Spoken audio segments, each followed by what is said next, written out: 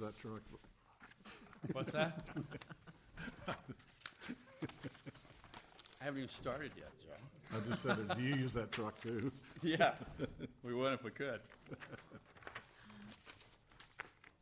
We'll start with item number 6, which is the contract with Snyder and Associates for the engineering concept study for the Albert Road extension. As you can see here, the scope of the project will run from the old alignment of Albert Road down through the new alignment, down through 8th Avenue and down to 7th Avenue. Their concept study will be very similar to the one we did on Tower Terrace, which includes all the items listed within your memo: traffic evaluation, alignment, bridge length, type and size, different right-of-way evaluations, acquisitions, things like that. We did receive 6 proposals after being directed by council to solicit proposals. Of those, we picked from the 6 based on specific experience, availability of key personnel, grasp of project requirements, past performance, cost proposal, approach of performing services, qualifications, and references from previous clients. From that, we did select Snyder and Associates for a contract amount of $248,950.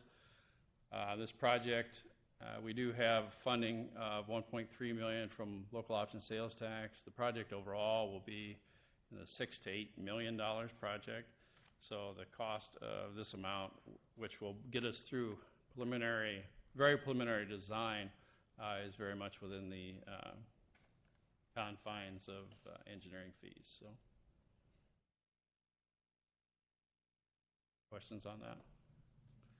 We do have sections of this already built.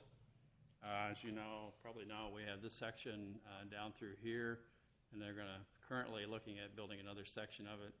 We will look at those areas for complete streets and biophilic amenities that we could probably add to that. So we'll go back and look at the existing segments and hopefully improve those to meet with the rest of the alignment. So. Jim, just for our own education, explain what the concept study is for. Well, it basically will look at the alignment to make sure that we have enough right-of-way. It'll look at the bridge location, how the bridge location and alignment will affect Willow Park, what acquisitions along 2nd Street that we will need to take. It looks at the intersection of 7th Avenue and sees whether that intersection will work with or without the current overpass. It'll look at 8th Avenue and whether that will be a roundabout or whether a signalized intersection. They will look at the Boyson Road to see if that's a roundabout or a signalized intersection. It will look at the bridge permitting, the wetland delineation, the alignment. They'll model Indian Creek to make sure that we have a zero rise when the bridge is built. Pretty intense. It gets through a lot of different areas that gets us up to permitting as far as DNR, EPA, all those entities, those federal entities that come into play as we build this project.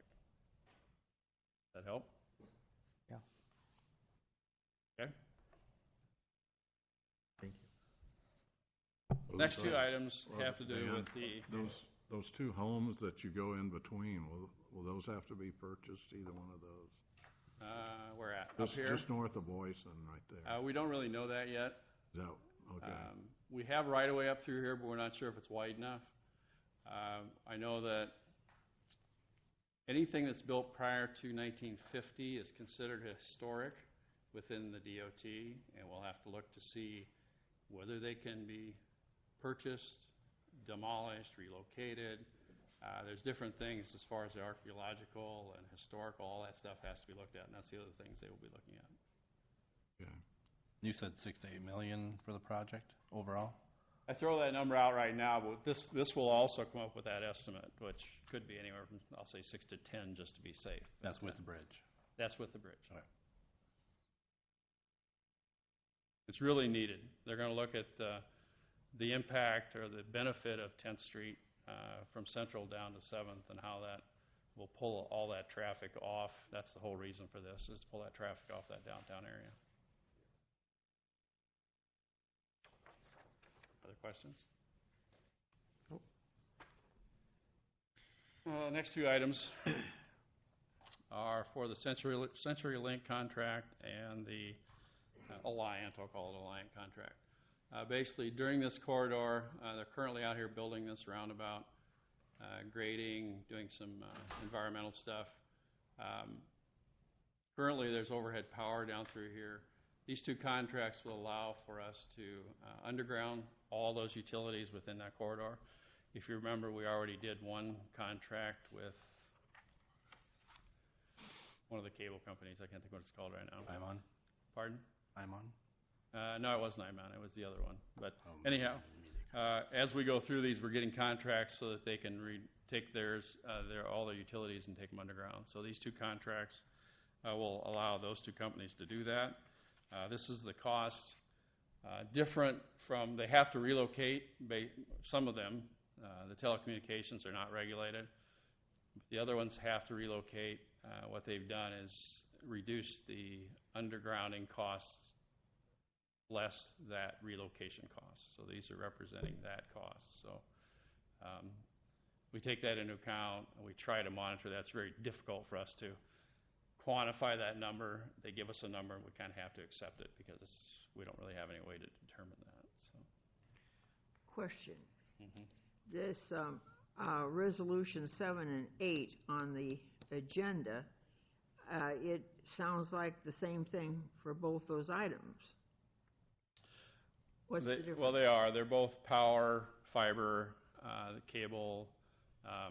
They're described the same, but they're different contracts for undergrounding. We kind of just use the same wording. Well, what's the difference? I mean, Each company has its own. Each company has their own facilities on the same pole, so we have to work with each company to relocate what they're providing, whether that's power, cable, telecommunication, anything that's up there right now, telephone. So They're both there now when you want to underground everything, and so you have to have a contract with each company. That's right. That's correct. All right. So that each item that's on the pole is a different company, and that, okay. Yeah, they might be an Alliant pole, and then everybody leases from them on that location. But we still have this, they're like renters. We have to deal with each one of them. Okay, So. thank you. Yep. On the power, is that power does it go under the road to power anything on the north side of the 7th Avenue, or is that? No, I think it all powers the south side. Yeah, okay. So it's all south side. I'm going to say that, but I'm not exactly sure, Joe. I think most of the stuff on the north side is powered from 8th Avenue. They reconstructed a lot of this line probably 8-10 years Looks like ago. all those poles are new that are along 7th Avenue. A lot of them are. I was thinking about disruption of, service while they're doing. They'll build the new system and then relocate. There'll be a short period of time when they swap over from the old system to the new system, but they know how to do that. They're pretty good at it. And we met with them out on site. They're going to serve any new development from 31st and then take that underground west of 31st. So like any development south where Prince Agri used to be or on the corner. And then 8th Avenue on the backside of St. Luke's all the way down will come down 26th or possibly even over further to service, and it'll all be underground. So they'll put a new transformer. I think it's around Burger King or the car wash. And that'll be where it drops underground. So I think it's the west side of the car wash. Is it the west side? Yeah. So the good thing is that as we go down through here, you're going to see a lot of that overhead come underground, which is going to be nice. It's such a visual turret as you drive through there. So You like that? Mm-hmm. Any other questions on that one? Next item is actually items 9 through 12. I mainly brought this in as far as a conversation, and we are just adding stop signs. These 3 locations here. But we're also adding stop sign here northbound on Winslow Road, at Winslow Road. At some point in time, you'll be asked to probably rename or do something with the old alignment for Winslow Road south of the new alignment. basically from Indian Creek up to where it now ties into the new alignment. So you can see that this has all been paved now from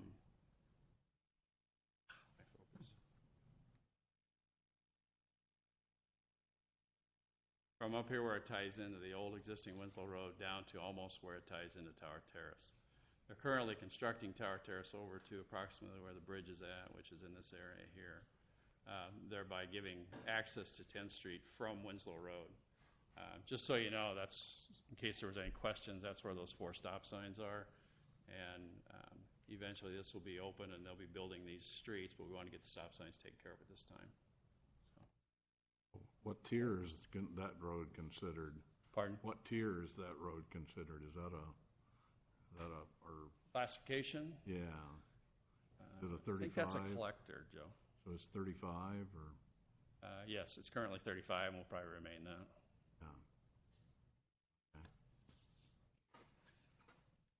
Yeah. Okay. Okay. Next item is a TAC item responding with a report for the request regarding the parking on the uptown area and that modifications that we made. I did some research trying to answer some of the questions regarding that. Has to do with the 50-foot length of requirement for drop-offs for drop-off sites for schools.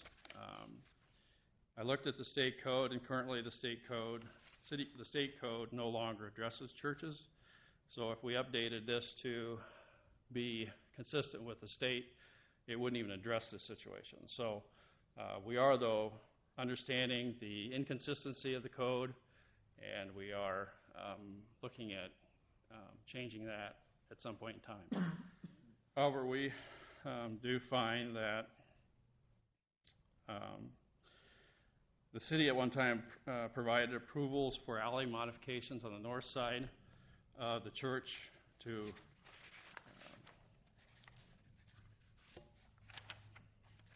provide for ADA compliance. Sorry. Too much caffeine today, I guess. So we're currently actually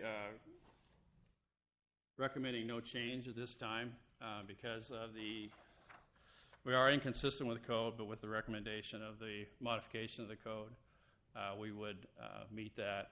We're not recommending any changes due to that. So is there any questions about that? So you're saying you plan to come back with a recommendation to amend the code section? Yeah, we would amend the code to not exceed 50 feet instead of being 50 feet. We would allow, if council would be up for that, to leave churches in there within the Marion code, which is inconsistent with the state code, but that would be a decision we would have to make at that time. Drop-off zones at churches are no longer recognized, so. They should be, but they are not in state code. Section that was cited, 321, 360, within the state code, only addresses theaters, hotels, and auditoriums. Our code cites that code, which really gives us direction for our code, which is that same code, 321, 360. So under home rule, we can put it in. Yeah, we can have our own code restrictions.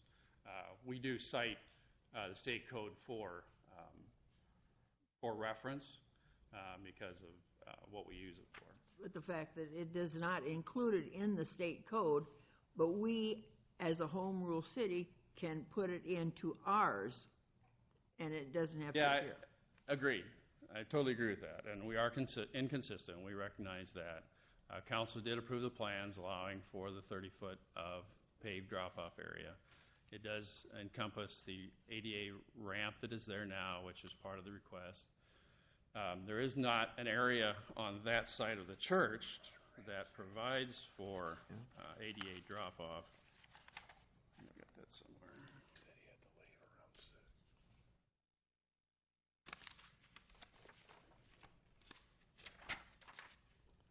This is that current side of the church before it was painted. As you can see, this ramp is right next to the hydrant. This is the area where that 30-foot drop-off is. This is currently a step, which is not ADA compliant. So the concern of being an ADA location really does not meet the argument, because several years ago, I want to say 10 years ago, when we were still at the old City Hall, we got a request from the church to provide ADA compliancy and to modify the alley on the north side of the church. So we provided for that. That's where their ADA drop-off is at. So we didn't feel that this was, even though it's convenient and can be provided for and can be used, we felt that we wanted to go with the 30 feet to maximize that parking along there, as council had directed us to do. So this came about when we were trying to figure out the parking situation. Yeah, we were trying to make up for the lost parking that we were going to provide through the reserve parking around. Just so everybody has context. Okay. Pardon? Just so everybody has the context. Yeah, I'm sorry. That wasn't very long ago. No. As part of the... Got too much stuff on.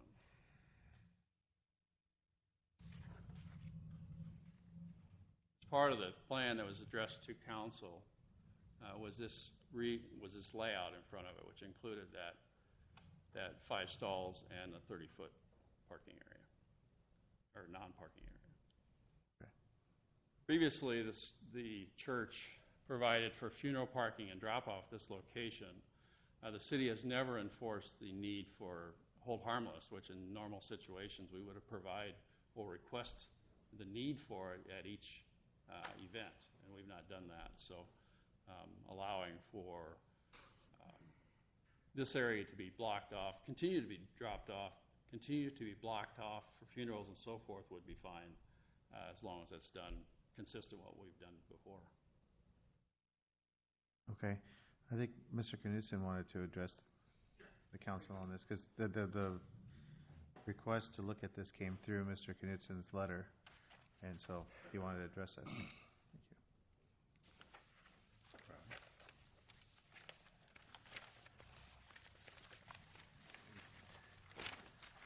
How does this thing work?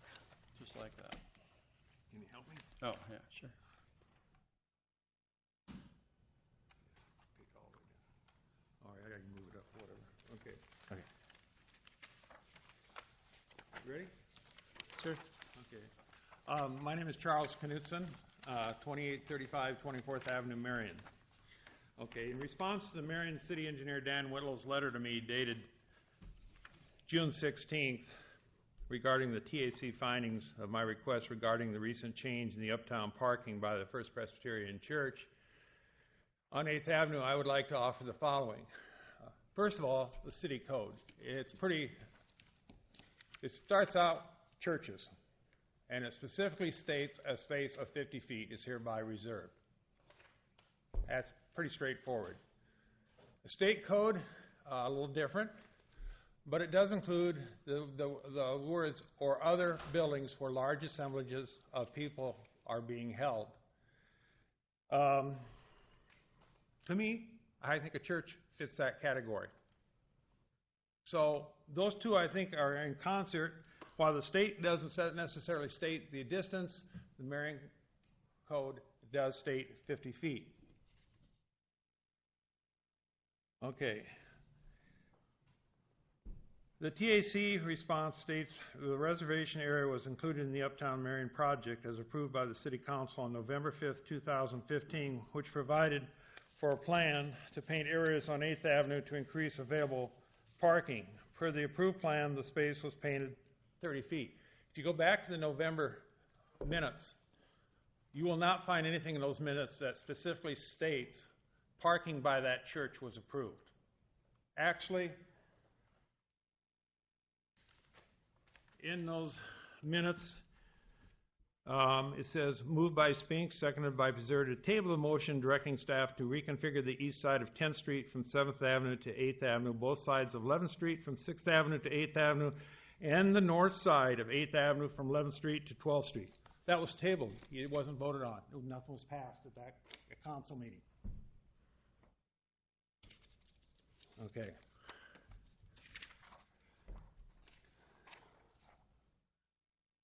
This is an updated picture from the one he showed, showing exactly what it looks like today. Now, you expect a car to be able to pull into this drop-off zone if there's a car parked just to the right on this picture, which is east. But if a car is parked right in that parking spot to the right, I don't really understand how a car is going to be able to park in there and drop somebody off on that handicap cement area. Basically, when you pull in, you're going to be fighting either the fire hydrant, or, in his picture it doesn't show it, but there's also an electrical support cable there. Two other obstacles to try to drop a vehicle when you get out of your car. Okay. And there's another picture looking at the church looking out. I just don't think it was a good decision by the city to limit the area getting into that drop-off zone. I think we have a city code that's very specific. It says churches, it says 50 feet. It's in compliance with the state code. So I would, again, ask that the city review what has been done and take that parking spot to the east, in this picture it would be to your left, and extend that drop-off zone so when a car pulls in, they can drop off at that side handicap area. Any questions? Questions? So you'd be happy then, Charlie, if we move that back, take one of your parking spots and shift that just down? Is that what you're... No, I'm saying leave what you got, the 30 feet, and add that extra parking space as a drop-off zone, which will be close to 50 feet. It won't be quite 50 feet, but it'll be close to that 50 feet, but it definitely will allow people to get in and out. You're going to lose a parking space is what you're going to lose from where it sits right now. Do you have a picture of the other end of that near the post office box so I can see that? Let's see. Well, the post office box is not in this picture, but it'll be, if you look at that picture on the left, the post office box is down a little bit further. It's down between the buildings. Between the two buildings. That, however, is not a drive-up post office box. No, it's not a drive-up You have post to office pull box. up there and It's get out of your street car side. and walk around it to mail Sidewalk mail. side. I just think that, it'd be wise to comply with the city code. And the other thing is, if there is something that allows the city council or something to pick and choose when they want to follow the city code, I have a little problem with that too. But, if that's going to happen, I want to see that documented. I want to see the vote on it. And and I don't see that in any of the information that I was referred to in the TAC report. Okay. Charlie, I have a copy of what I put up. Who would like it?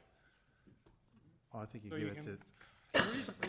The reason I'm clerk, here thank you. now instead of Thursday is because I don't want you to get the report and the next item is you vote on it. You can to vote to concur to the report. You need to really look at what's going on. You need to understand the city code. It is in compliance with the state code, but we didn't follow the city code when we painted the streets. And all I'm asking is to follow the code.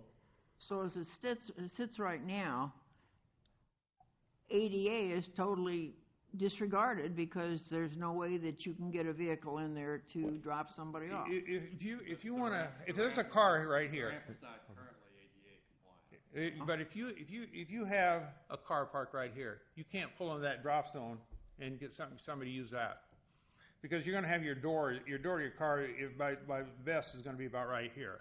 So you're going to be fighting the support beam or the fire hydrant. Gotcha. Charlie, you might mention the age of our congregation. Oh yeah, the age of our congregation. I am young. I'm 64. I am very young in our congregation. Just the mere fact that you brought that up. Thank you. Right. But I didn't bring this. I didn't bring this to the city council as a member or a representative of the First Presbyterian Church. I brought this to you as a citizen seeing something that wasn't complied with that I don't believe is right. I'm not representing the church. Any questions? Nope, thank you. Thank you. So then, did Conrad leave? He wanted to speak to us also, but I think. Oh. Okay.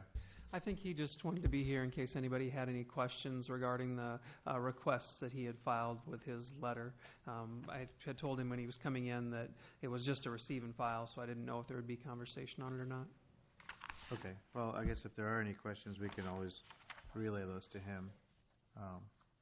I think maybe Don could address this question about council and their right to defer from code. Okay, yeah. So because we do have then on the agenda motion to concur with the staff report, which That's correct. is to Our recommendation is no not action. change it as it is. We did, the church has all its ADA to the north side of the building in the alley. That's where it's built. That's where their interior ADA is at. This is not, I would say, not an approved or compliant ADA location. That's really neither here nor there. I mean, we can take the stall out. We were trying to maximize parking as directed by council. We did present this layout to council more than once. It was approved by council. I might have gotten the date wrong, but I don't think I did. We'll do whatever council wants to do. I was just trying to make the point that we followed process. TAC feels that we did it correctly. We're just trying to clarify what the questions were on the request. That's their primary entrance. I did look, Dan. It was removed from the table and approved at the subsequent meeting on the 19th. Thank you. Okay. Yeah, I mean, wouldn't make sense that we wouldn't have. I mean, I looked at my remember the memo, and my conversations. memo was that date, so I just assumed that it was approved. Was it the 19th of what, Lon? November 19th of 2015. November. Is there any way, just on Sunday morning, we could put a cone there so nobody parks in that spot? The church regularly does that for Funerals. funerals, so I'm not sure that anybody would have a problem with that. It allows us to use that parking on other days through the week, and the church can use it on Sunday. I myself wouldn't have a problem with that. I'm sure the police department wouldn't either. Mr. City Attorney, what about the question about the City Council being able to vary from the ordinance? Or is that something you want to look at? Well, I can answer that. There's nothing in state law that sets out any penalties of any sort for a city not abiding by its own ordinances. It's certainly inconsistent, and you would like to avoid that, I think, as much as possible. But there are no penalties for doing that. And similarly, for the state law, if we would violate the state law, in most instances, there's still no penalty. The Supreme Court has called statutes like that directory. Tells you to do something, but if it doesn't provide a penalty, nothing happens if you don't do it.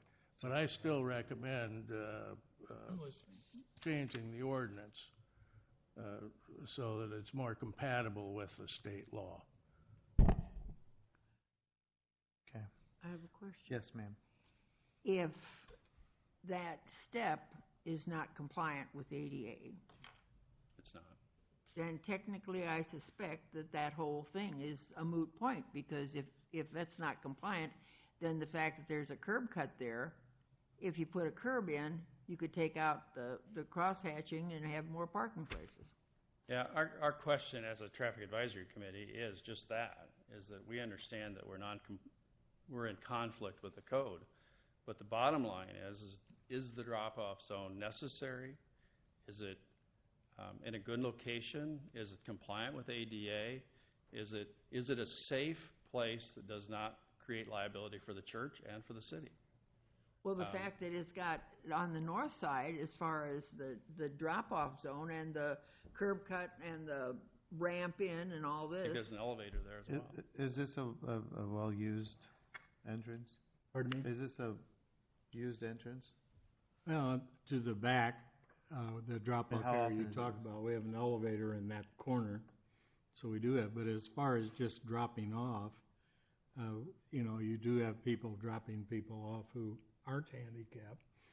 who go to the church. The other thing is, that mailbox, I don't, since City Hall moved, they may have to empty that once a week, you don't have an easy way to drop mail off in that mailbox because you have the same problem. Yeah, I don't think the drop-off zone is any way related to the postal service. I don't see the need there for it at all. Okay. Well, I mean, I don't think anybody had any intentions of creating inconsistency. I think everybody had good intentions Sure. of, trying to address the concerns about parking and create maximum parking spots. I don't think anybody intentionally was trying to create the inconsistency, but we are where we are, so I guess we have to figure out, what people want to do. And We'll either concur with staff or we won't. Right. So yeah, I was just going to say. I guess take the time between now and Thursday to look at it, think about it.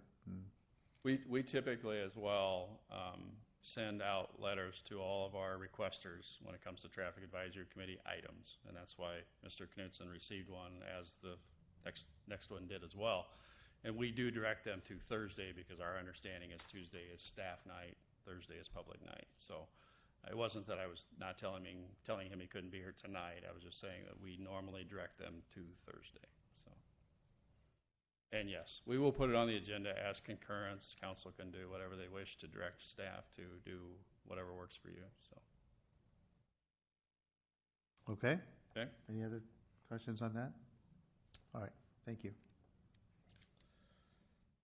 Okay. Next item is the request to close 7th Avenue between 10th Street and 12th Street for public events. As I stated in my report, 7th Avenue, I had several items. I guess I'll go through them. 7th Avenue was just recently changed to a collector. It was originally a major arterial. We changed that with the anticipation. There was some work being done on the region that stimulated us to look at our major streets plan. So we went ahead and changed it to a collector at that time with the cleanup of our entire network system. To do that, we revised it in the anticipation that 6th Avenue would now become the major arterial. It's designated that now, but it's not open yet, of course. So there's a little bit of a glitch there, but our intent is that it serve currently as a major arterial, but eventually be a collector. That it kind of affects this a little bit, but everybody knows that the traffic is what it is up there. We currently look at about 18,000 vehicles a day. If we followed through with this process, which currently we're not recommending, but we would have to post a fairly extensive detour. In doing that, we would, once the roundabout on the west end is completed, we would have a good way to take that traffic around the area, but the east end still does not have that component to allow that traffic to not really get bogged down at 5 o'clock at night. Any of you that were involved in the closure that we had to do by Country Kitchen would know that did not work very well. Do we know what the motivation or the reasoning behind the request is?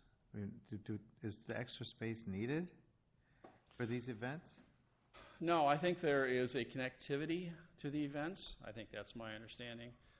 There's been conversation on this for years, back when we started looking at the corridor, including those businesses and the activities and the events in the park. Also providing for that walkability just for the entire area. It cuts down on the traffic, the noise, the congestion, just overall. I'm speaking for them, but I think that's what they wanted to do.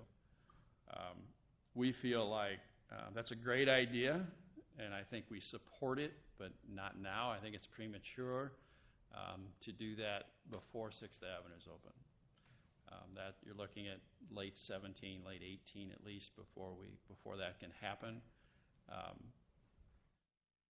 But we still think that without 6th Avenue open fully to traffic, I think closing 7th for 20 to 25 events a year could be detrimental to the uptown as far as that goes, as far as traffic and so forth.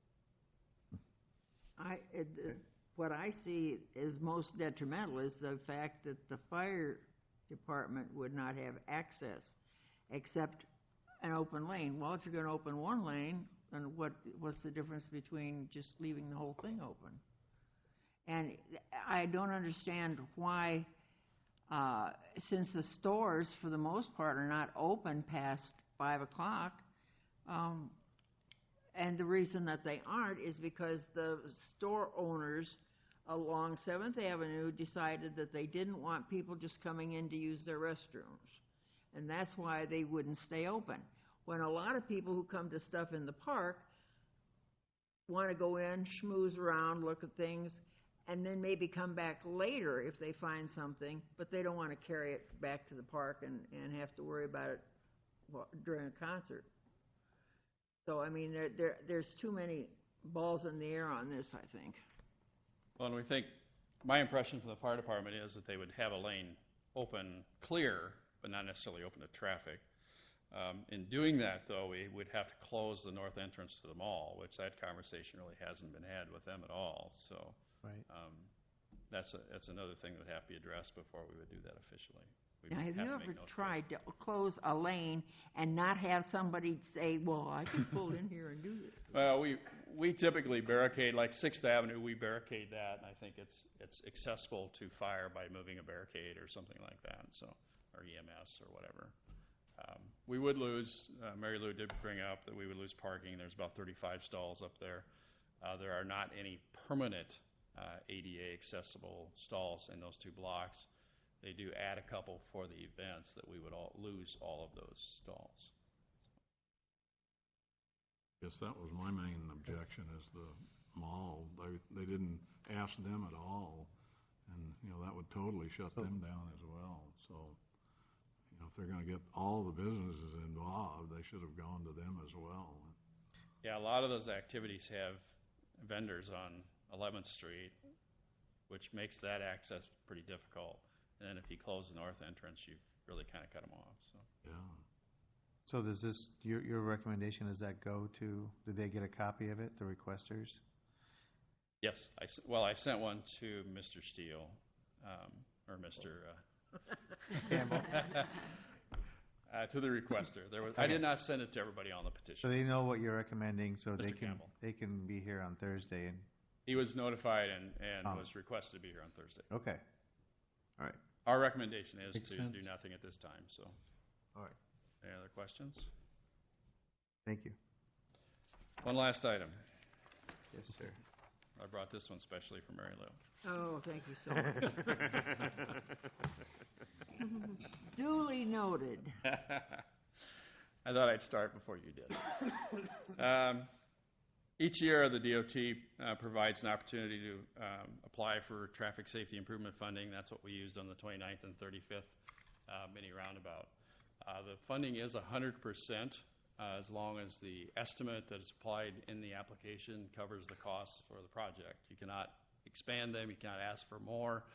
So that first ask is what you get. We are proposing that we once again prepare an application. Prior to that, we would do an evaluation. Basically, here in this drawing, you can see is the inside green circle is approximately the size of the interior island at 35th and 29th. The outside green line is where the curb on the outside is. This would allow the same configuration as that mini roundabout, except that, of course, it's at a skew, so we would have to evaluate. That's one of the things we want to look at. We want to look at pedestrian activity. We want to look for lighting. We want to look for traffic volumes. We want to look for turning actions, all that stuff before we put together an application. The applications are due soon. So we want to get through that process. We're looking at a contract with Foth Engineering for $6,900, 69 something, 28, to allow them to do that evaluation and put together an application for us. We would apply for that 100%, which would probably be in the $250,000 range, I'm guessing. If we would get that funding, then we could proceed. At that time, council would both approve or deny the agreement for the funding once it's awarded, and also would address whether or not we proceed with the project at that time. There is funding available within the local option sales tax for this project for signalization in the coming July 1st budget. The fallback would be signalization. I think there's $500,000 in there for the project. We would fall back to that position if this is not approved by council or not funded. So We would look at doing you would apply for the grant, and even if you get awarded the grant, we can still decide not to do it? Absolutely. At this point, we just don't even know if one of these is technically feasible at this kind of an intersection. The conditions are very different than where we have the other mini roundabout between the pedestrian loads and the activity at the intersection, the balance of traffic. We want them to take a look at it and tell us if it's even feasible. If it's not, then we don't file the application. But it's really an opportunity, rather than spending $500,000 of local money to put in traffic signals, that we could potentially leverage funding from the DOT to pay to do a project that'll really relieve us of most of the financial responsibility. We just don't know at this point yet if it can even be done.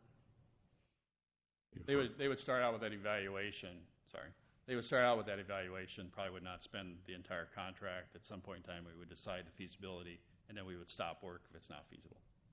Question, 2 questions as a matter of fact. Are there any residences that would have to be eliminated? Not for the project. Not for the project. Okay, now, since there is a school there, and since they do have little kids crossing the street and all, would they still have a crossing guard involved?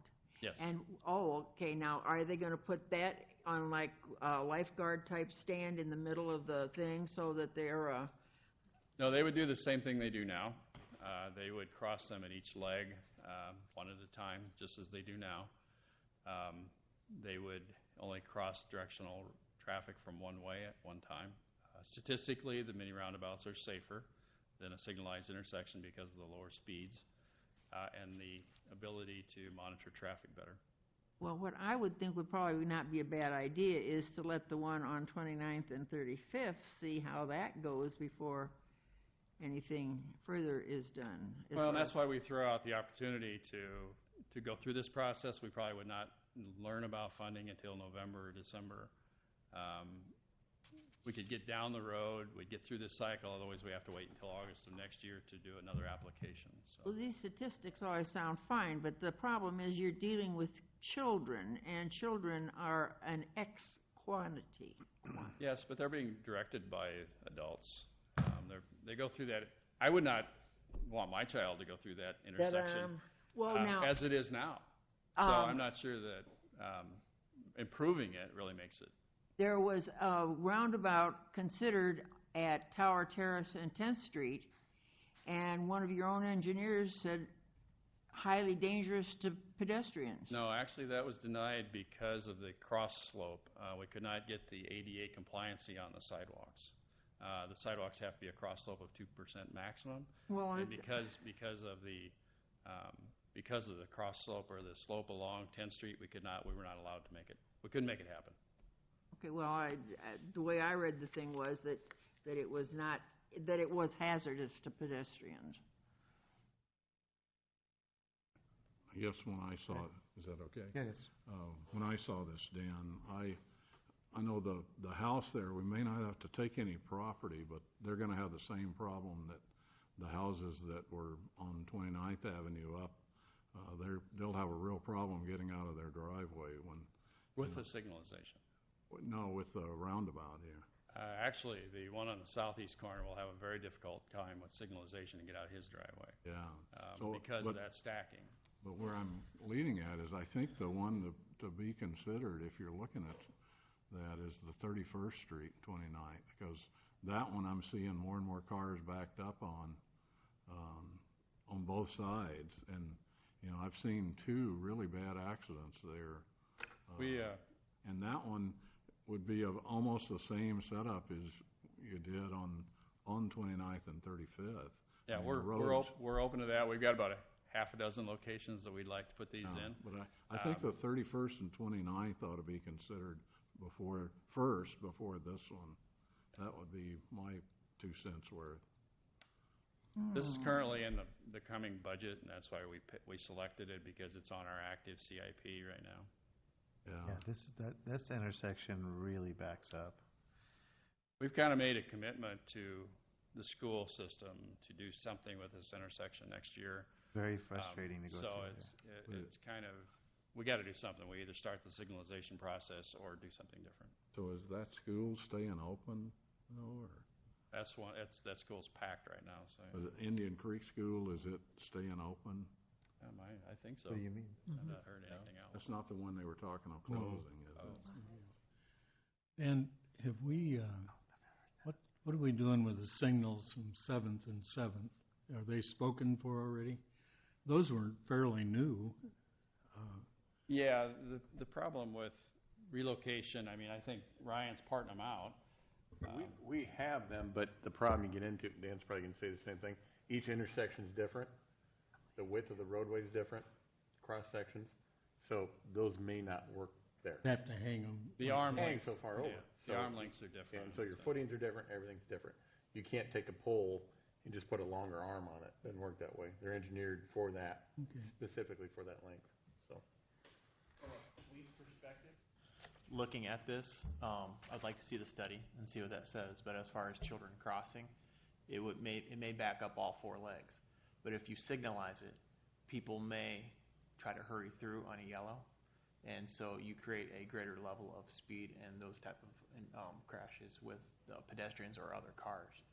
So I'd be curious to see what the study says and have them come back and trust the people that know what they're doing, and then move forward. So I might suggest that if you do signalize it, you do have people that will try to run through a yellow light True. and exceed the speed limit at that point. And that's in fact one of the things that you read. That's one of the statistics that are Yeah. related, between the two different configurations. The severity of accidents, the fatalities are all reduced to almost zero because you're forced to slow down and go through it slowly, and there's nobody shooting through an intersection. Oh, no, yes, they do. Until they get used to it. When they learn how to use it right, then, if everybody's Oh, that using it lady the with right her way, there big shouldn't be any SUV. issues. But they're not using it the right way yet. Well, the whole problem that I have is, on the East Coast, they're removing the roundabouts that they put in. And it just seems to me that obviously they've tried it and it doesn't work. And also, if you have it large enough, which is a minimum of 3 lanes, then they work. But once again, roundabouts are fine, but not in existing neighborhoods and not when you take out businesses. Actually, that idea that they're removing roundabouts on the East Coast, I've heard that brought up several times. I've searched it and I've never been able to find evidence they're actually doing that. They've taken out some rotaries, which were an older design that didn't work as well. The only time I've found any references to it has been when one has been removed from a set of plans and specifications as an option, but not where they've actually gone in and physically removed one. So if you've got an example of that, I'd be very interested to read about it. Boston area and in Maryland, and Google, because it'll tell you a lot. Dan, the crossing guards do a really good job at that. And when the kids are let out of school, it's other than that. There's, you got a great playground equipment over there, and kids are always going across both the streets. And that again, my argument on roundabouts has always been have a safe area in the middle where they can go across one lane and wait for the next one. It's unsafe the way it is, and I go through there 10 times a day probably. There's not much traffic after early in the morning or late at night again. But you have kids going over there at 6, 7 o'clock at night because there aren't any houses where the playground equipment is. They're all on the north side of that. So anything out of that study would be worthwhile for child safety, I think. I think the bottom line is here, to keep things moving along, that what this request is for this agenda is to preserve all our options. That's all this is that if they go forward and they submit this application, we're just preserving this as an option. If we don't submit this, something has to be, this intersection is going to be, something's going to be done, whether it's signalization or roundabout or whatever it is. And by moving forward with an application for the funding, for the grant funding, we're just preserving that as an option. We can come back later and after they do their detailed analysis, maybe they decide that it's not going to work, or, As long as we don't construe that as being an approval of the project, we are Okay, approving the study. I mean, is that correct? Is that? Yeah, we did never I- assume that. I think If I'm if you wrong, remember, correct if me. you remember the process with the 29th and 35th, we brought that back to council all but 4, maybe 5 times for approval, basically, reapproval or approval, or, I mean, between the letting, the contract approval, the application, the contract for the application, everything came back. We did a project calendar. We did, there's like 5 or 6 steps that we go through, and every one of those steps, council can say no. We do that with every project, that with a project calendar and so forth, and we try to be informative about what those projects entail both through our work program and through our CIP and through the project calendar. The whole You said bit. even after the grant is approved, we can still say we don't want the money and we're going to Yes, move forward with our the DOT will signal provide an plan. agreement that the council has to approve. On this one, you'll also have to approve a resolution that has to go through the region, through CMPO, to get into their STIP, which is their funding mechanism, which follows those federal state dollars. You'll also have to approve that as a letter of support, so there's even one more step in there. And I suppose if we didn't file the application, you could still come back and do the roundabout and pay for it ourselves, but why would you do that if the money is available? Yeah, So we're just trying to find money. Yeah, so this is, again, just preserving an option for ourselves, that, to use grant money to do this. Do we think at this time, it's, in all fairness, do you think this, and I understand it seems like every project we got, we're up against a deadline, hey, let's throw out $7,000, $8,000, $9,000, $12,000 for these studies, which always concerns me because we're just spent tons of money on studies. But is it fair to say to do the feasibility study now prior to Tower Terrace coming through? Because when that opens up, that whole deal is going to change again. I mean, when you take a look at that, I'm looking at the map here, and correct me if I'm wrong, but there will be access on and off Indian Creek Road to Tower Terrace from the north, right? Yes. So we're going to pay the money to have a study done now based on what we have, and yet that's going to change again in 2-3 years as far as traffic flow from the north, right? Under the current volumes out there, in my opinion, my professional opinion, this roundabout will handle that volume. I think it'll even work better after traffic uses Tower Terrace and we lose some of it off 29th Avenue because it'll be more balanced. Right now we have one of the things that would probably throw this out is the fact that we have so much east-west traffic versus north-south traffic. They tend to need to be balanced to really work well. So that would be the only thing. And after Tower Terrace goes through and the traffic starts going all the way across, even now with Winslow Road being relocated and taking the traffic over to 10th Street, that's going to change some of that pattern again already. Right. This study will really look, volumes will not affect it a lot in the sense that they're going to look at constructability, configuration, pedestrian, the things that they're really looking at hard. If that's 18,000 cars or 12,000 cars, won't make a difference. They improved 29th and 35th today by painting. They tried to. We've been trying to work on that. We got them sealed. They're actually sealed now. It looks, you can see it better now, I think.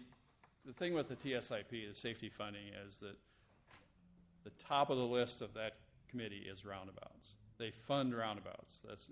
They feel that they're so much safer than other intersections that a big part of their projects are. So our chances of being funded are really good. Do you feel that slides a little bit of the reporting? Say that again. I said, do you feel that may slide a little bit of the reporting as far as, their recommendations on that?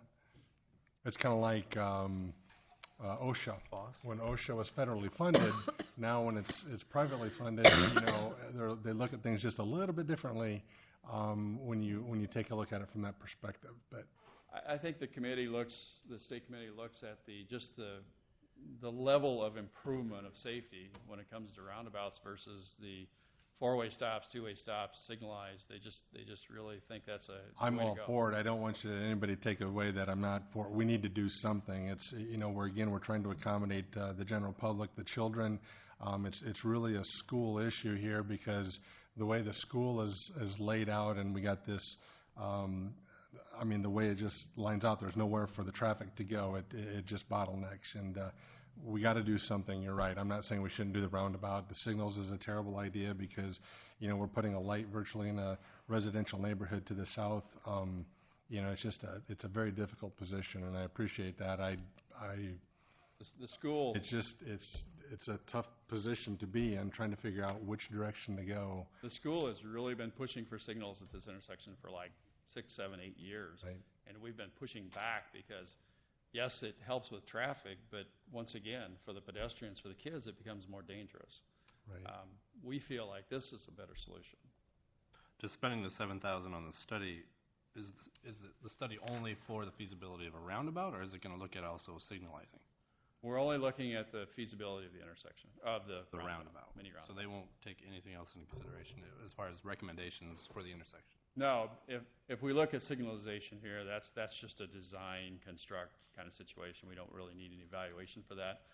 They'll go through a synchronization, a timing study, that kind of stuff. That's Sure. pretty minimal. I just mean, they're not going to look at it and say, well, you should do signals No. versus roundabouts. They will not Only look at looking at roundabouts. They will not look at comparables. We just look at statistically nationwide that this is a better solution, Sure. safer solution. See You can what- have that added if you wanted, but I don't think that's necessary at this point. See, what Randy brought up reminded me, it's also that, the 31st and 29th, that traffic won't change with the Tower Terrace Road, or not much, where this one may. And so that would it was the bring- other reason that I thought that would be a better place for it.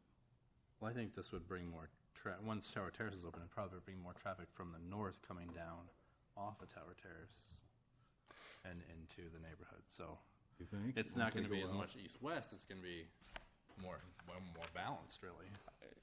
All our traffic patterns are going to dramatically change once Tower Terrace opens up. I mean, between 35th and even when we change Winslow Road here in a few months, that's going to really change.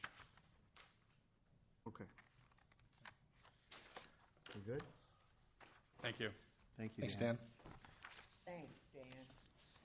Thank you.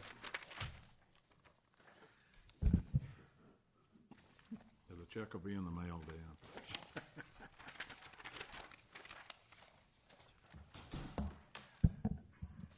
The first item under planning is the setting the date for public hearing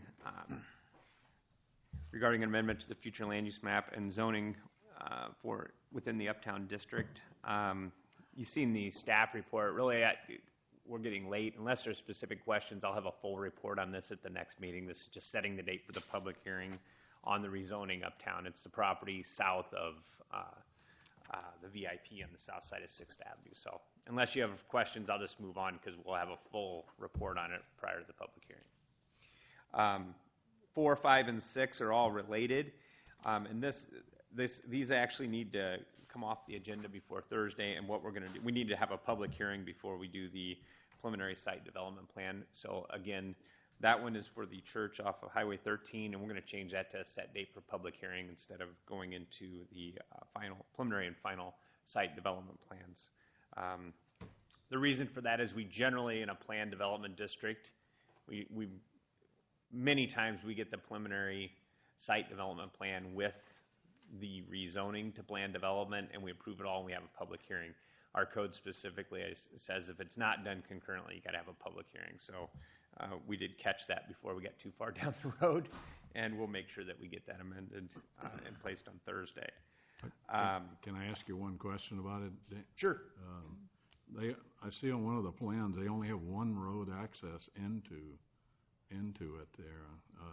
Is that wise? It's like it's after the. I thought it came out on the south side as well. I'll have to look, but I'll look into that. I'll make a note of that, Joe. Yeah, that just seems like it's unwise to have a single path into the. Mm-hmm. As long as it's built to appropriate width, it wouldn't be any different than a city or into a city street. As long as it's got 2 lanes of traffic, you know what I mean. But yeah, I see what you mean. It's on G. It's We before. Come to think of it, there's a couple of other churches that have it that way as well too, off of C Avenue, come to think of it. Yeah, yep, Echo Hill and, yeah. But they show a possible one here. Well, those off of C Avenue really are really wide accesses There's one here. or exits, or whichever you want to be. But Yeah. I still question the validity of only having one way out in the event that that is blocked and you've got Yeah. people inside that can't. And I think it's being done in phases, and if you look on, I think it's page 9 of your packet, Yeah, that's if you what I look was to the looking north, at. I would imagine that was something the fire department probably said, and I'm not sure what that says, it's too small, but I think it It's says future access. future access. That might be with any of the expansions, so they may have do you want to address that? Do you know right offhand?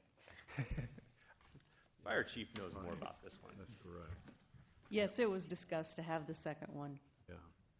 available. So that is To the in the north. plans, in the, Yes, in a future phase or something. correct. But anyway, that was the thing that stood out to me, was that having that one lane up into there, that seems wrong. Yeah. There's actually two Two. additional ones identified for future access. Yeah, And I have a feeling that it's and without, I can check into this more, this is identifying a phasing plan, like 8 and 9 are different.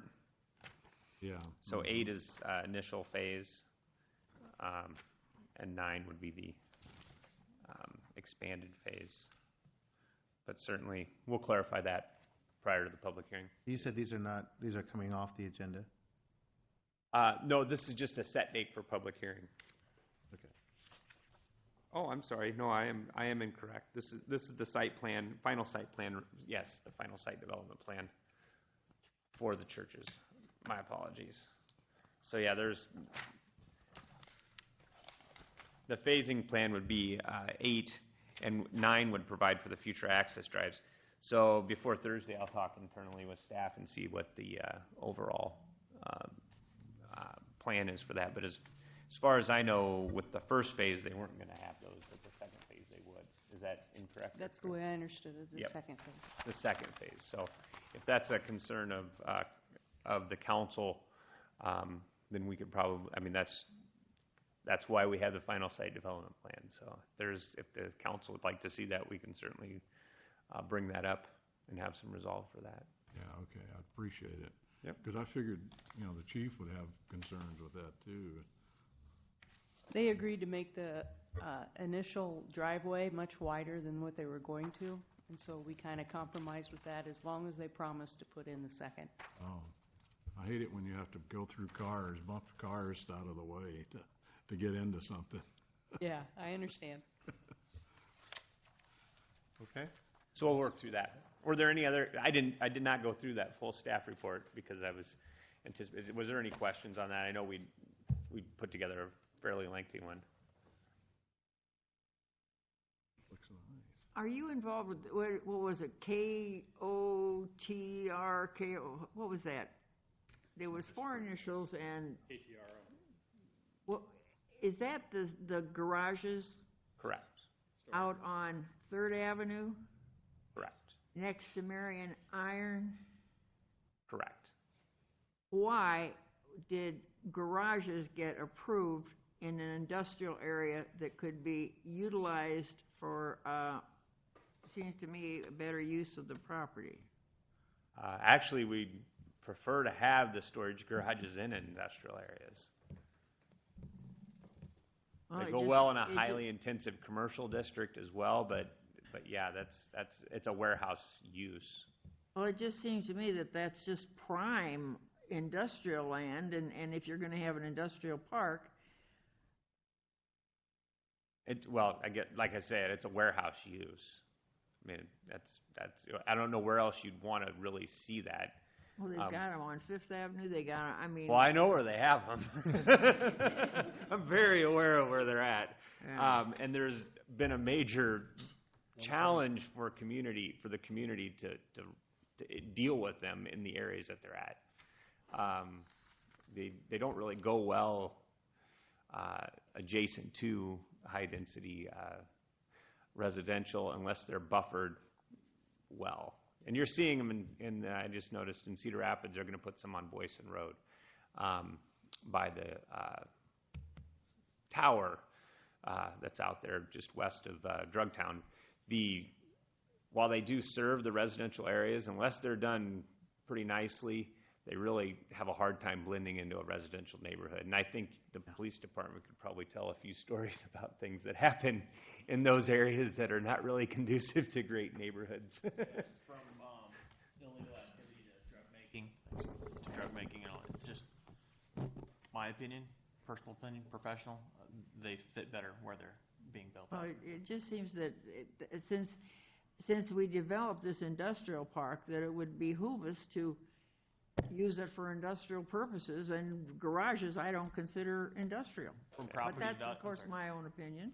You know, we as a family have some storage garages at Partners in 62nd, and none of them are rented as garages. They all have a small business in them of some kind. So it gives those the small cabinet maker or whatever. Is that code? It's code, an opportunity to function. So a lot of those storage garages aren't. You know, they are in fact a business operating out of there. So where are we on the agenda? That wasn't there. Okay. I got one more question on the church, Tom. Yes. The design standards for building outside, does that apply out since that's kind of in the township? They are not a part of the design standards that are along with that we have within the central corridor. Okay. So they're free to do whatever they want, or? They are. But churches just don't look like churches anymore. Yeah. Yep, that's. Yeah. I mean, it can't be a pole building, can it? A lot of them are. Yeah. I mean, A lot of them are metal buildings. I mean, I'm saying that laughing, but it could be, right? Yeah. Yep. As long as it meets the assembly requirements. Gathering assembly. Okay. Okay. Any I'm other done. questions on No, this? No. Next. Number 9 is just a deferral of the sidewalk along Lot 2 of Marion Enterprise Center for Electric Specialties. It's just a south leg. If you recall from the site plans, they're going down to the driveway, but they're requesting to defer south of that a little bit. And it goes to nowhere, and I think there's also conversation right now regarding the airport, so it might be an added expense at this point that's not necessarily needed. So we're supporting the approval of that deferral. How close are they to moving in? That's a good question. I don't know right offhand. They should be pretty close, I would. If Nick Lou's not here, but he would definitely be able Call to. Medco. I'll try and follow up. Okay, thanks. Tomorrow. Did we do 7? And that's Lynn County Business Park Final Site Development Plan for Bob Berger and REC Drive. They're just building another extension of their drive up in an industrial building. I think it was covered quite a bit in the staff report. It's consistent with the preliminary. This is one of those areas where we have a preliminary site development plan, and because of that, he's got to go back. He's got to come back, and he's been building it, exactly like it. So it's pretty standard, straightforward stuff. So. Okay. Okay, I wanted to brief the council on some upcoming land purchases and sales that are adjacent to the GLD property site. This is the former Prince Agra property. The picture that I've put up on the screen for you to take a look at shows the area of their property that we need to acquire for the continued construction and improvements of 7th Avenue along the central corridor.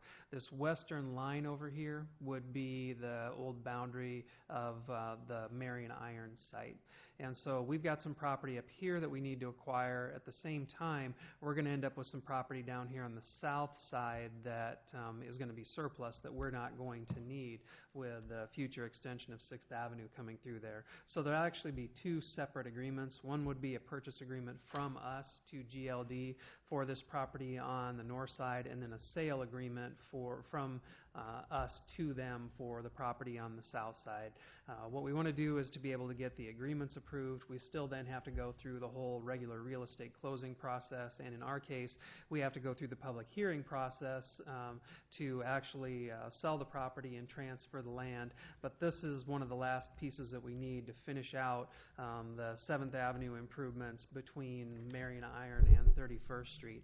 Once we've got the sale agreements executed, even though we won't have the closing done, they will execute a construction easement that'll allow the contractor to move from the Marion Iron site and just keep moving all the way down towards 31st Street. We've got the appraisals back on these. I think the front area here comes in at about $370,000, and then the area to the south will have about $180,000 that will get credited against that closing for the value of the property that we have. I don't have the exact number yet because I still need to get the exact square footages from engineering to put in there. Will this be a frontage road back behind that area? Is that what they're planning? No, what we're actually anticipating is that from that southeast leg of the roundabout, that the street will come over and then turn and go south and connect to 5th Avenue.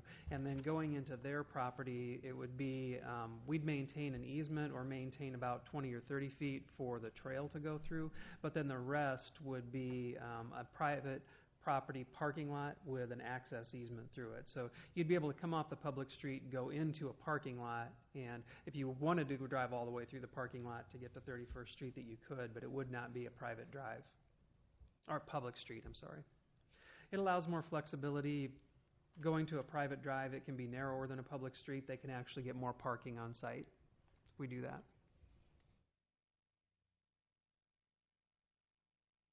Is a portion at the Prince Agra site, Lon?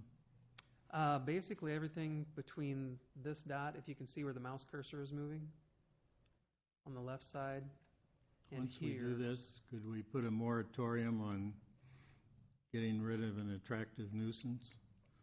Actually, part of what we have to do is with the purchase of this property, one of the buildings is on that property, and it'll be our responsibility to take that one down, the front one. The rest of it's their responsibility to remove.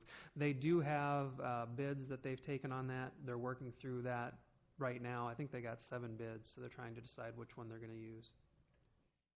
7 bids. Thank you. Mm-hmm. Okay. The discussion on the TIF policy, I didn't have any formal presentation on that.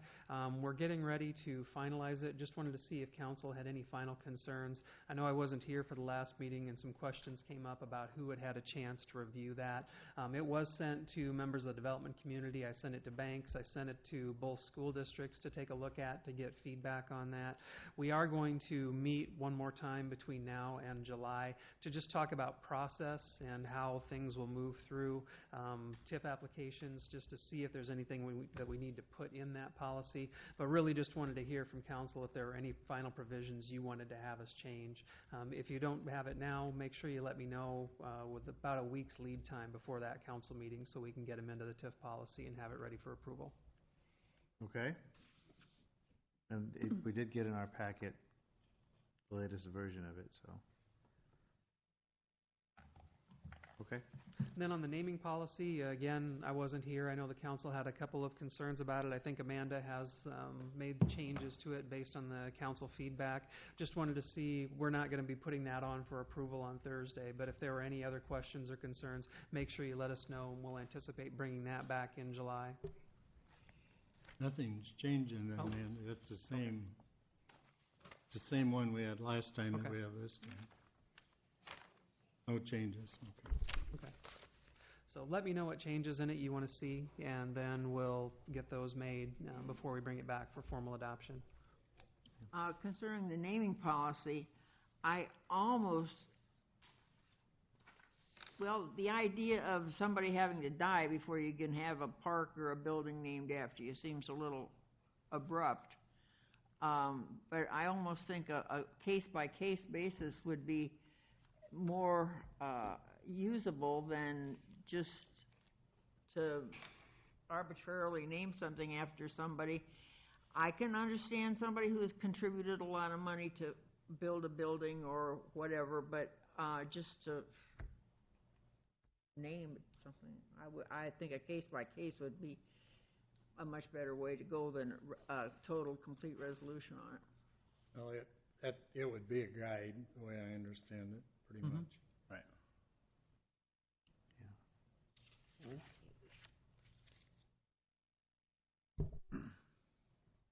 Again, we've got some time before we'll bring it back for formal adoption. We're not planning on bringing it back on Thursday. Just wanted to let you know. If you've got any other final changes, please let me know, and then we'll get those incorporated before we bring it back. Anything else, you mean anything else other than what we talked about last time? Right. Okay. Yep.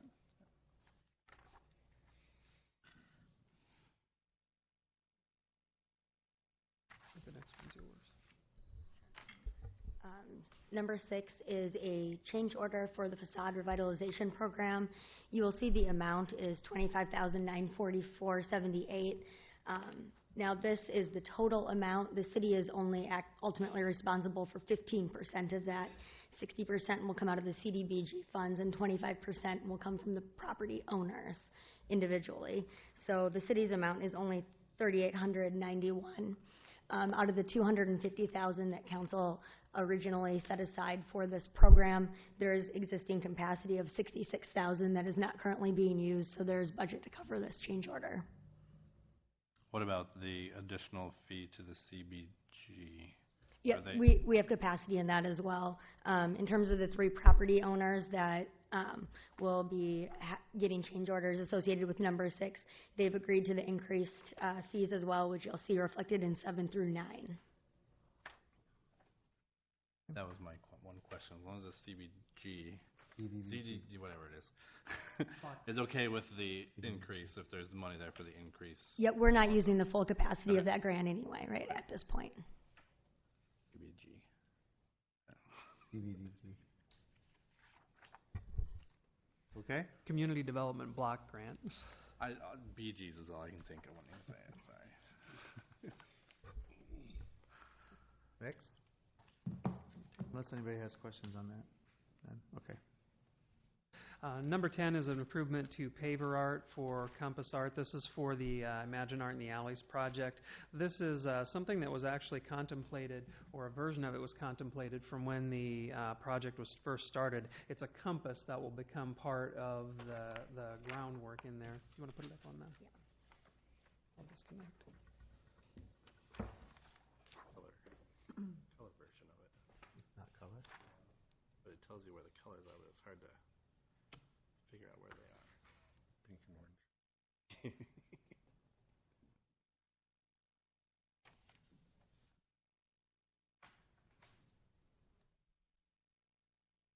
So this is just what it'll look like. We're getting it shipped in from New Jersey, and it'll be in the center of the east-west, north-south alleyway as part of the Imagine Art in the Alley project and coming out of the overall art budget. So this was something that was recommended by the art selection panel. This will be in the ground for people to walk on. Correct, yep. And who's installing it? The company that's... It would be the contractor would coordinate that.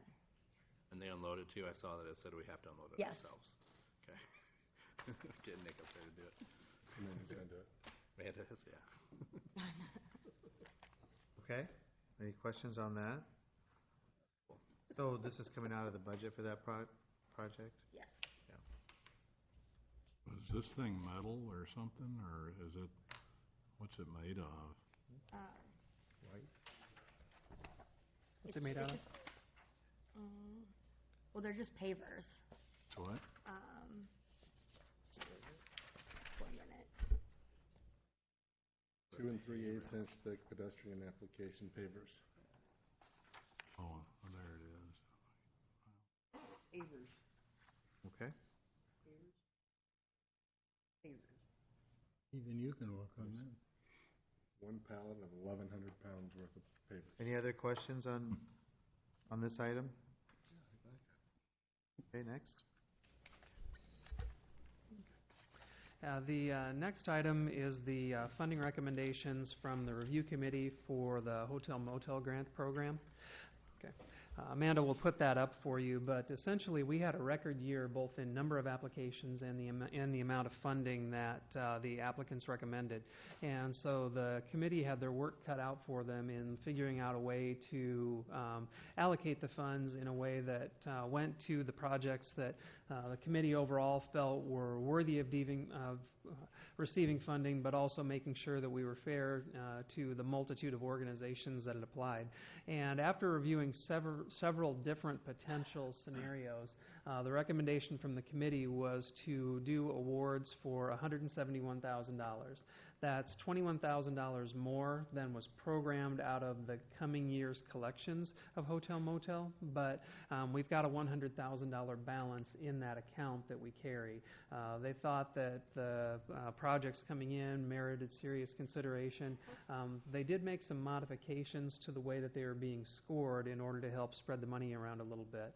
And just to kind of explain some of those parameters, all of the applications are scored and then kind of graded on an A, B, C, D, F range. And one of the things that has been consistent is the Arts Festival always comes in as number one. And so what they did is took those scores and said, okay, if the Arts Festival is our top application, let's grade everything else on a curve relative to the Arts Festival. So the Chamber of Commerce then received a score of 91% on the curve set by the Arts Festival. So then they would receive 91% of the amount that they asked for. The other parameter that was put on it is one of the things that we've been seeing is applications are coming in asking for a lot more hotel motel than they used to. And there was a concern there that, I mean, if you could imagine a scenario where the Arts Festival, always the top ranked application, came in 1 year and said, I'd like $150,000, well, they would get that. So they said, okay, from the prior year, no applicant can receive more than 25% more funding than they received in the prior year. And so they made those two changes and recommendations and then just really went down the list of the applications to come up with the recommendations for funding that you see before you. I asked last time, and I'll ask again, Lon, do we ask for financial statements on these organizations? We do. They have to submit budgets as part of the application process. They also then have to submit reports to us to show the impact that these funds have had. Several of them do surveys of people that come in to show where they're coming in, to show, for example, effectiveness of advertising.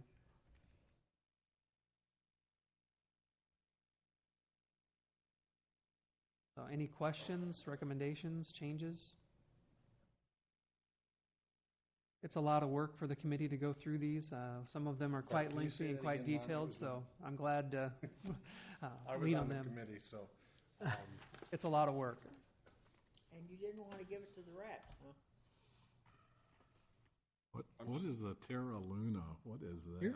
You're the guy that stood out of there and wanted this council seat. Don't bitch about it. Terra Luna is an interesting proposal. It's a proposal to do a park that honors the relationship between the Earth and the Moon and the space flights and everything.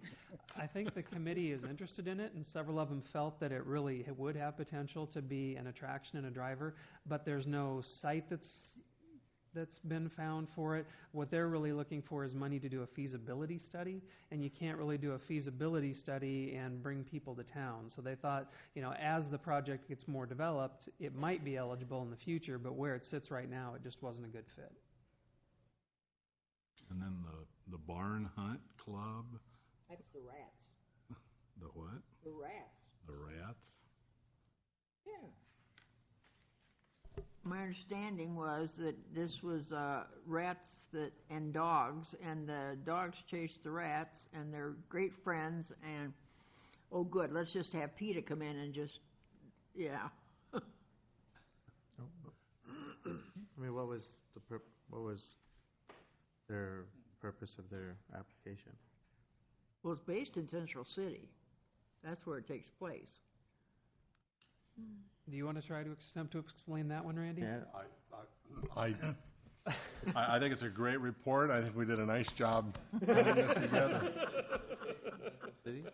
They got some Cedar Rapids things on here. Never heard you speechless before. I'm curious why, like, the Parks Department doesn't apply for more, to do more programming at the amphitheater. I mean, I know they have some, but, I mean, we should be just utilizing that space more in those short, good weather months. And if it's funding that's prohibiting that, I mean, they gotta be, in my opinion, applying for more of these funds so they can do more programming there. The process, if I may speak on this one, Lon, is when we went through this, it's kind of like our CIP process. You have to rank these items because it is very difficult. It's challenging to figure out where would you like to allocate these monies.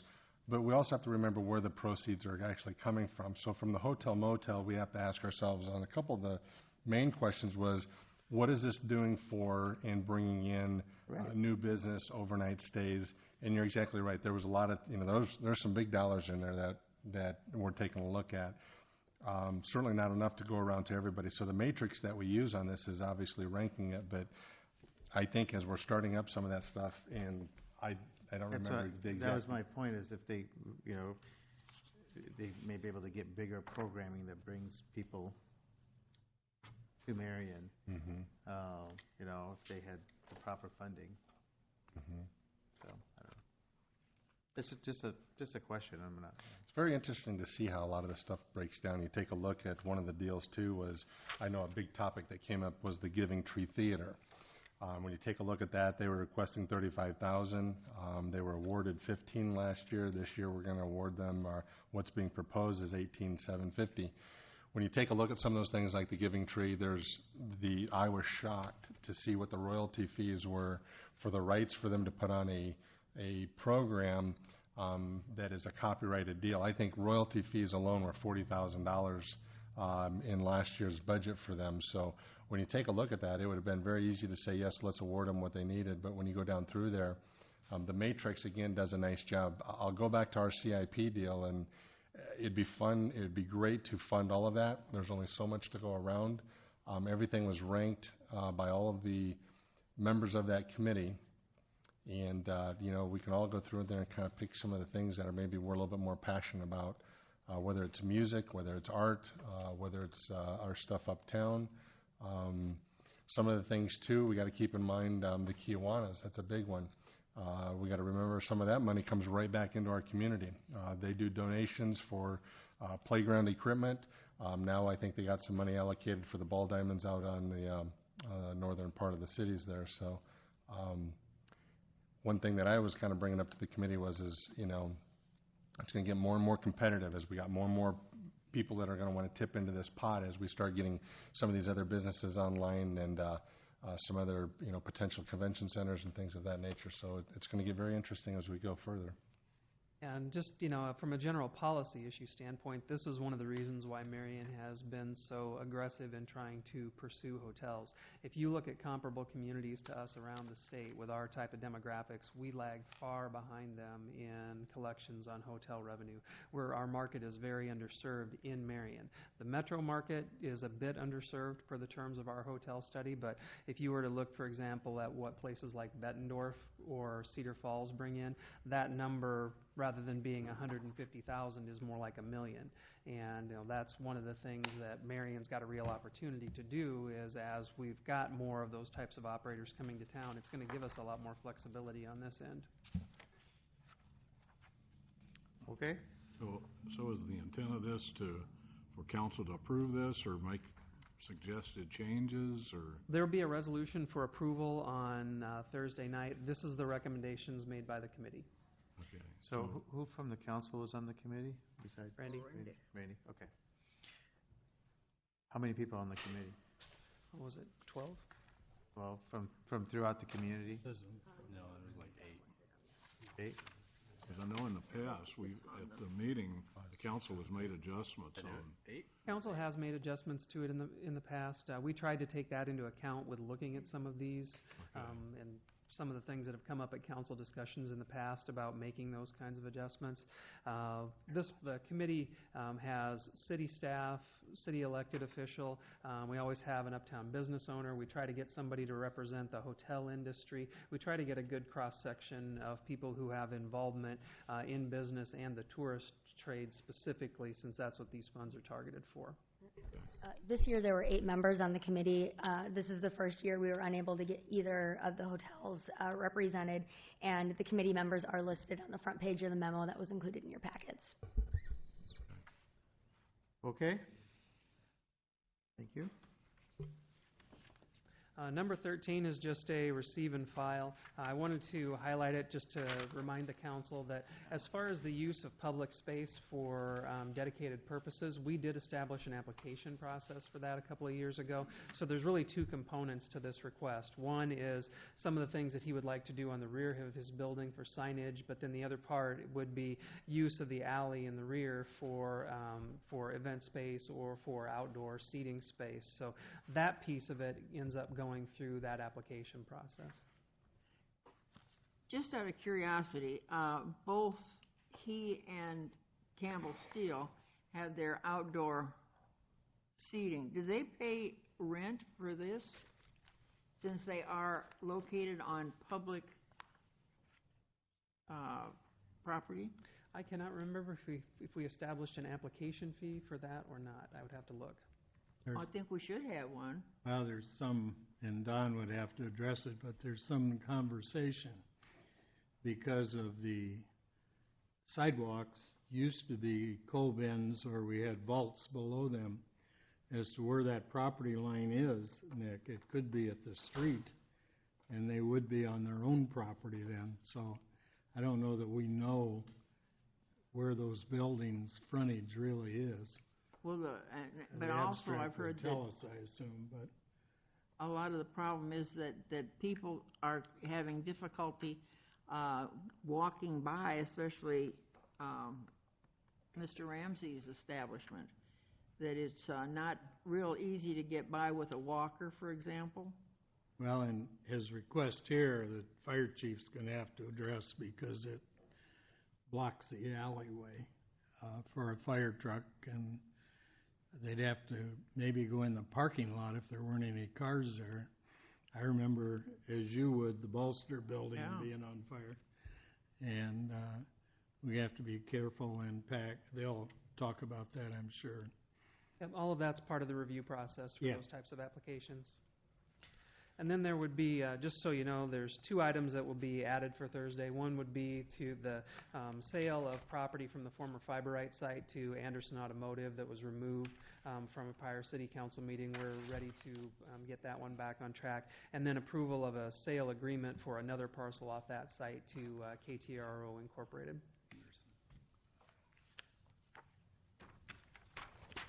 Okay, Joe, you had I got 2 things. One of them is for council. In your packets tonight, you finally found Lon's review. I finally got it done. So if you would take that and fill that out and be kind. And the second thing, I've gotten a couple of questions from the Airport Commission. Would it be possible to get them to come and ask the council the questions that they're wanting to know, or get them at one of our meetings, a work session maybe? Say that again? The Airport Committee, Okay. they have asked me a couple of questions, and I didn't know all the answers. So I thought maybe if we could get 1 or 2 of them to come to the council meeting and ask us. Well, I mean, Lon is, they report to Lon. I mean, he Right. oversees that committee, so I don't know why they're not asking him their questions. Well, they were asking me, and I didn't know. Are they so- questions specific to the council? No, or are they no, just- it's specific to the Oh, well, agreement. then I would just say, Yeah, it's between check with Lon. It's between the city and Luxair, and so. Yeah, I just had a meeting with the chair and the vice chair last Friday to set the agenda for the meeting, and they didn't bring anything up, so. Yeah, this I mean, was, if one of they're- them was from Frank, Okay. Frank Sherman. If the members of the commission have questions, they should funnel them to the chair and the vice chair, because they keep a list of all the things that they Yeah. want background information on to review and talk about to keep things moving forward. Okay. There's some fairly strong personalities on that board that want to get things moving 150 miles an hour, and one of the things that the two chairs are trying to do is make sure that they're managing workload for the members so that they don't burn them out. Okay, all right, well then, that's fine. If you're the point for answering questions, then, Yeah, I know Frank and I have corresponded. I've sent him a ton of background information on stuff, but okay, have him funnel that to the chair and the vice chair, and then we'll. all right, see thank if we you. need- Nick, I had one item, and I'll go because Flat Earth Society has begun. Lon, about a year ago, I had talked to you about these shrouded buses. The old chief, not our young, vibrant young one, but these shrouded buses that you can't see in, not coming to Marion. Well, there were 3 of them I counted today in Marion. They told us they were going to try to limit that, so if you could maybe email them.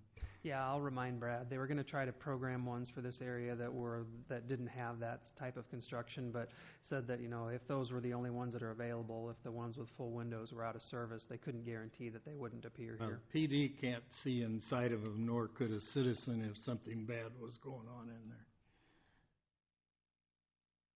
Lon, Your Honor, I got one question for Lon. Lon, can you give us an update on capital investments on the property on 7th and 12th? I anyway am getting just bombarded with what is our latest on this eyesore for our city? Yeah, I met with the owner about a week and a half ago, and it was right before I left. And it's still tied up with insurance on the settlements. The crux of the issue is that when the building came down, the insurance company, I don't know if it was an adjuster or how they do that, but they made a determination that the front wall and then that partial back wall that didn't come down right away could stay and be reused. Well, our building department and fire department got together and said, we don't want you to do that. So they took them down at our request. And now the insurance company is saying, we don't owe you compensation for that. So we haven't gotten drug into anything on it, but they're still fighting that out between the insurance companies. The company has brought on an attorney out of Cedar Rapids as a project director and as a investor on the project. They told me that they're investigating ways to get the project moving so that they can get something started again on that site. It may involve an assignment of future insurance settlement proceeds back over to the bank as they come in or as that settlement is achieved. But she said that they're trying to get something moving on it. She did have questions about what she thought that the city would find most acceptable, and my first answer was build the 3-story building that you showed us the first time that you were here. The investment partners seem to be interested in that. Whether anything will come of it, I can't say for sure at this point. We have kept on them pretty well constantly about keeping the fence up, getting the water out of the basement. If this is going to drag on, there's some more significant improvements that are going to need to be done to that site to make it more safe. The fence right now, I know that members of the church have come over and put it back up when they were slow to do so. I'd like to see a permanent fence around on the inside of the site around that basement so that somebody who gets past the exterior fence can't fall into it. We don't know exactly how long it's going to take for that insurance to come to a resolution, and the city doesn't really have a mechanism to get in the middle of that. All we can do is deal with what's on the ground here from a nuisance standpoint. As far as we know, or as far as they're concerned, are they finished with the other building? They are. We have not received an application for the final portion of the city's payment on that, so there's still activity taking place. They can't apply to us until everything is done. I'm not sure about the physical improvement side. I'll have to check on that. Thank you. Oh, I have one question. The fellow that has that creative place that's across from Wrigleyville on 7th Avenue, apparently he has not received what he was supposed to receive. Yeah, I've got, there's an agreement that we have to draft that is really not one of our usual ones, so we're kind of having to create it in order to make that payment, but I am working on it. Okay. And then just pass that on. one final thing. I'm sure everybody saw or heard or read the paper about the Lynn County minimum wage study group last night making the recommendation to the county board of supervisors on an $8.25 minimum wage. So we need to have a discussion. We can do it tonight or at the end of Thursday's meeting during the comments section about what our council feels, how we feel about the proposal to change the minimum wage. Because at some point, if the Board of Supervisors will act on this, if they adopt it, whatever they adopt, we as a city would have an opportunity to adopt something that's different from that or go along with it. So I've been asked by the supervisors to get a feel for where we are on it as a council. So we can have that discussion now or after Thursday's meeting. I mean, during Thursday's meeting, but at the end. What do you think? I don't think it's the county or the city's job. I think it's the state and the federal government. Well, I think that's where I'm leaning to. Other than city council minimum wage, that could be increased. No, I understand that. I think a lot of people feel that way and are hoping that the state legislature will be motivated to act on it because it should be done uniformly. But that's still, the question still is that if the Lynn County Board of Supervisors decides to set a Lynn County minimum wage that's different from what the current state minimum wage is, what would we do as a council? We're home rule. So you'd be in favor of passing an ordinance to roll it back to? I feel it's federal government and state's job. That's my job, whole thing.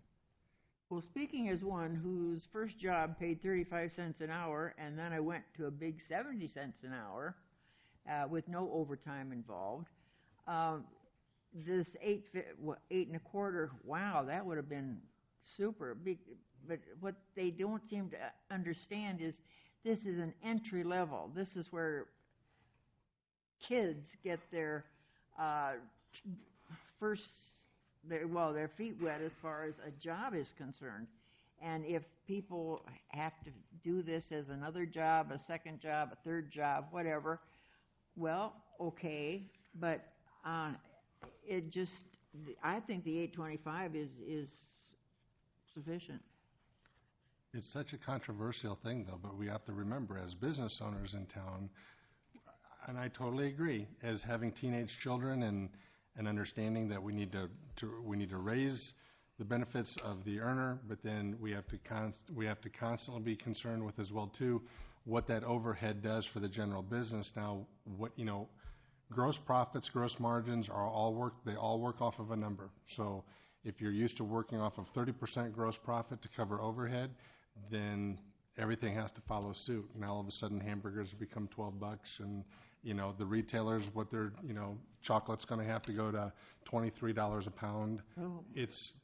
I totally understand, and that's why it's such a hot topic right now, but I agree as well too. Some of that, I think it's got to run at a higher level, but the impact to the local community is what concerns me. Well, also Both the sides. fact that at that 8.25, that does not include Social Security, insurance, all the extras that come along that are required anymore. At my 35 cents an hour, I didn't make any hospitalization, I'll tell you. When you calculate 30% of the hourly rate that goes back into paying for workman's comp, any benefits packages that go to that, any subsidy as far as uniforms, things of that nature, I'm on both sides of it, and that's a hot topic.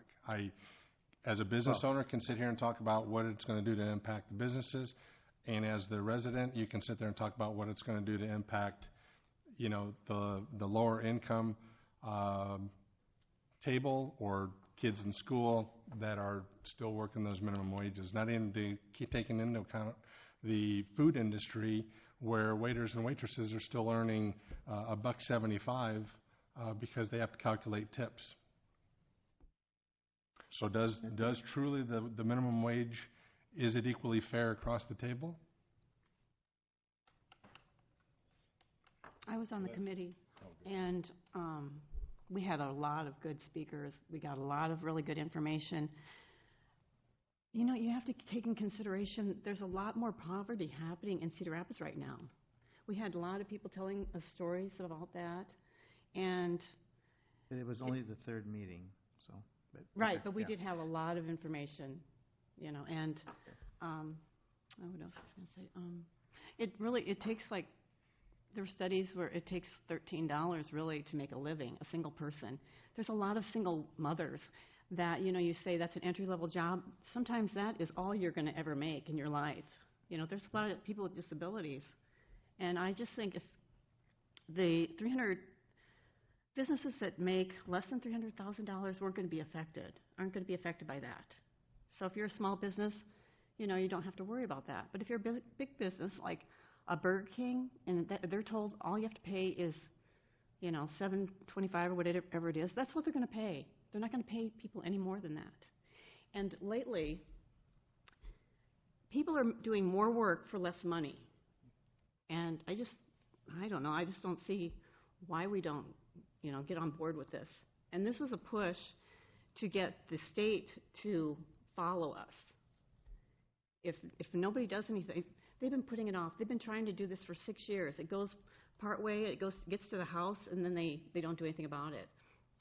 And this is just a push. And then a year from now, we'll go back and to see if they've done anything, and maybe reevaluate and raise it even a little bit higher. But I don't know. Well, I think you bring up a good point, but when you take a look, you know, our community is made up of a lot of corporate dollars, so you do have the Burger King, you do have the Hardee's, you do have the chains. I guess in my perception, I'm thinking, you know, what about the Small business. the small paint shop up here, or Smitty's shoe shop? But a lot of those businesses, they've already realized they can't pay $7.25 to get good employees. Right. I work at Lillian's, it's $10. I work at Campbell Steel, it's $15. They already know they can't pay, you know, $7.25. They're a small business, but so I don't know. It's a great topic. Mm-hmm. I think we should ask the chamber to poll the community and give us some kind of a report back. Again, I feel it's still state, but, Yeah, I'm not you asking. know, the chamber could give us a report. You know, Slug made 35 cents an hour, but that was in 1891, you know. They were Yeah, still chiseling I on just kind of want tablets. to get a sense of what people are feeling about it. But you know, my feeling is nobody at that meeting and none of us up here are economists. You know, I think we need a lot more help in getting to the bottom of what the true economic impact is. We can talk about what we think, but what I think really doesn't matter because, you know, we need actual data, you know, There was history. of the economic impact on this community, not what happened in Seattle or wherever, you know. What's the true economic impact that's going to be on our, you know, on the wage earners and the small businesses that are going to be paying it, so that you can make an educated decision. That should be, in my opinion, that should be handled by the state. I think a lot of people feel that way, but Yeah, it should the be fact uniform is, the across fact the whole is that state. we are where we are, that now the Board of Supervisors has a recommendation, and they're going to be doing something with it. They could adopt it, they could turn it down, whatever. And then where does that leave us as a city? You know, then do we say, okay, we'll accept that as a city in Lynn County, or do we do something different? That's what we should be thinking about. So, but anyway, we're not going to solve it tonight. I just kind of want to see what people are feeling about it. Didn't. So. What would that do to All right, anything else? our growth? Meeting is adjourned. Thank you.